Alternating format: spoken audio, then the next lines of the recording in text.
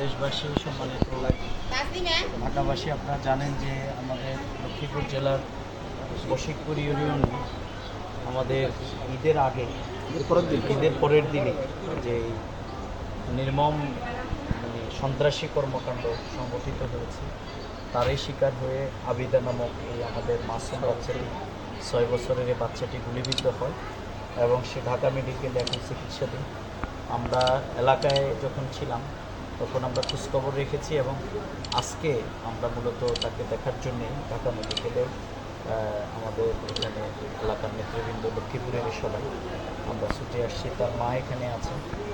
মূলত অত্যন্ত নির্মম ঘটনা যে একটি শিশুর গায়ে বলা যায় বন্দুকের নল ঠেকিয়ে তাকে ফেলে দেয়।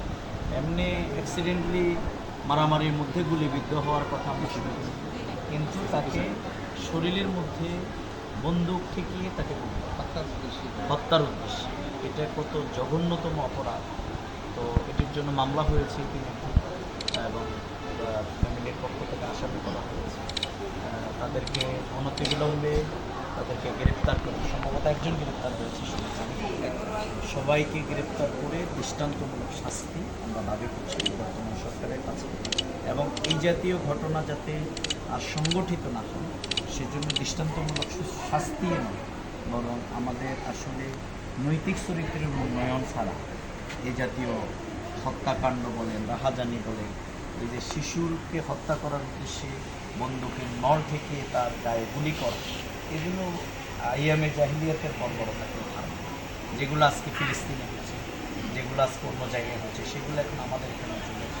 এবং বিগত দিনের ফ্যাসিবাদী সরকার এই নেতানিয়াহু এই কায়দায় কিন্তু এখানে শাপলা চক্র, জামাত নেতৃবৃন্দের হত্যা, আরও আমাদের সেনাবাহিনীর হত্যাকাণ্ড সহ বিভিন্ন অপকর্ম করেছে। সুতরাং আমরা মনে করি এই জুলাই বিপ্লবের পরে আমাদের জাতির মধ্যে সেই অ্যাওয়ারনেসে গ্রহণ করবার জন্য নৈতিক চরিত্রের একটি উন্নয়ন এবং আমাদের প্রশিক্ষণের পাশাপাশি সামাজিক আন্দোলন, এগুলো যখন আমাদের বিগত দিনের সমস্যা এবং সংকট দুটি ছিল, একটি হচ্ছে দুঃশাসন আর একটি হচ্ছে দুর্নীতি।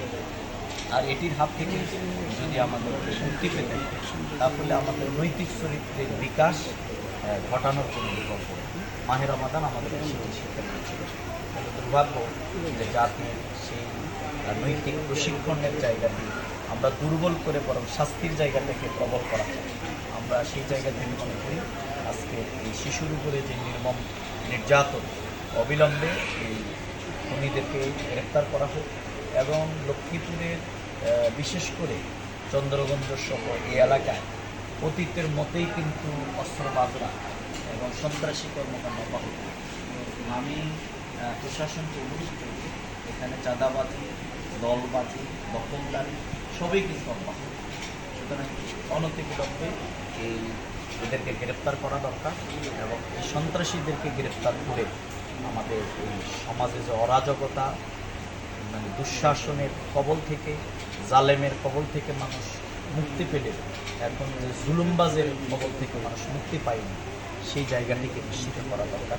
আমরা আবারও আমাদের এই ছোট সোনামণির প্রতি আমরা সমবেদনা এবং আল্লাহর কাছে দোয়া করছি, আল্লাহ তাআলা তাকে সুস্থতার নিয়ামত দান করুন এবং পরিবারকে এই কষ্ট সইবার তৌফিক দান করুন এবং সামর্থ্যবান এই পরিবারটি আমি যতদূর জেনেছি সামর্থ্যের দেখে নিরীহ করুন। সুতরাং সামর্থ্যবানরা বিশেষ করে লক্ষ্মীপুরের জনগণ আলহামদুলিল্লাহ অনেক সামর্থ্যবান। আমি সবার প্রতি আমি অনুরোধ রাখব যে আপনারা প্রত্যেকে সহযোগিতার হাত এই পরিবারের প্রতি বাড়িয়ে দেবেন, যাতে নির্যাতিতরা, মজলুমরা যাতে তাদের সেই সহযোগিতার মাধ্যমে তারা এগিয়ে যায় আর জালিমরা যাতে তাদের সেই শাস্তি পায়। আমরা সেই প্রত্যাশাই জ্ঞাপন করছি এবং আল্লাহর কাছে দোয়া করে আমরা এখান থেকে আজকে বিদায় নিচ্ছি। আমাদের এখানে রায়হান আছে, আমাদের গরামের আমাদের জনি ভাই আছে, আমাদের আরও এখানে নেতৃবৃন্দ, আমাদের ভাই আছে, আমাদের আরও নেতৃবৃন্দ এখানে সবাই আছে। তারা ইনশাল্লাহ ছুটি আসছেন এবং আরও যারা আছেন সবাই এই শিশু বাচ্চাটির খোঁজখবর রাখবেন, আমি সে আহ্বান জানাচ্ছি।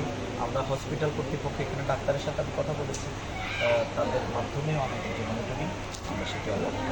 ধন্যবাদ। সালাম। তুমি ভালো থাকো, আল্লাহ ভালো। তো ঠিক আছে আপা, আল্লাহ হাফেজ। ইয়ে কোথায় ওর আপু কোথায়? আচ্ছা, একটা দোয়া করবেন আপনি। আল্লাহ হাফেজ।